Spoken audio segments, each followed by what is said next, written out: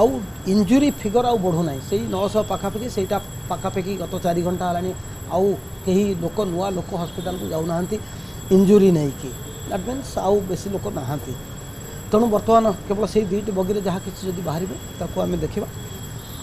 regarding the number of deaths again there are बहुत प्रकार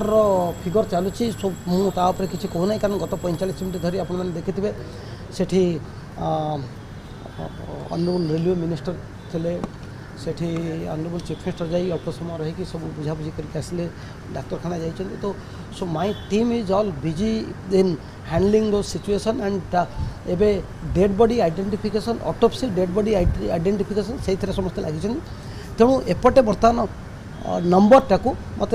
confirm करने अध घंटा भितर लगे मुझे कन्फर्म करदेवी तेज जहाँ लाटेस्ट जोटा थिला जोटा कलेक्टर मत कन्फर्म करते दैट इज 238 तापरे गोटे भ्यू केते कहते आपण ऑफिसर मैंने कहते 270 सो आई कैन डिनाए कि ऑफिसर कहते कि नहीं मुझे कहीपरि केते चैनल चली जे 288 एवं दिल्ली रू गोटे चैनल मत कहला जे आज्ञा आम खबर पाच 300 बोले तो मुझे तो जेहेतु ऑफिशियल फिगर मु पाइनी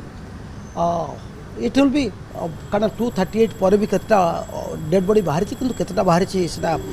ऑफिशियली कन्फर्म है जिलापाल कन्फर्म करेंगे सो एनीवे आउ घंटे 2 घंटा भितर आम जापर फाइनल कौन स्थिति आउ coming to dead body identification 3टा जिनस हुए डेड बॉडी गोटे हूँ डेड बॉडी नहीं कि ताको आम रखिबू रखिला परे तार ऑटोप्सी हम ऑटोप्सी बेले जमती डॉक्टर आउ एग्जीक्यूटिव मजिस्ट्रेट पुलिस ऑफिसर रहीकि ऑटोप्सी करेंगे एवं से आम एससीबी मेडिकल कॉलेज रू आउ बारिपदा मेडिकल कॉलेज रू आम फोरेंसिक मेडिसिन एक्सपर्ट्स को भी एडिशनल देचु से मैंने करुँच एवं ऑटोप्सी सरला पर देन कम्स बॉडी आइडेंटिफिकेशन जदि बॉडी हो पारला जदि कहार रिलेशन माने कहले जे एटा आम बॉडी एवं से मैंने तार किसी प्रूफ देखे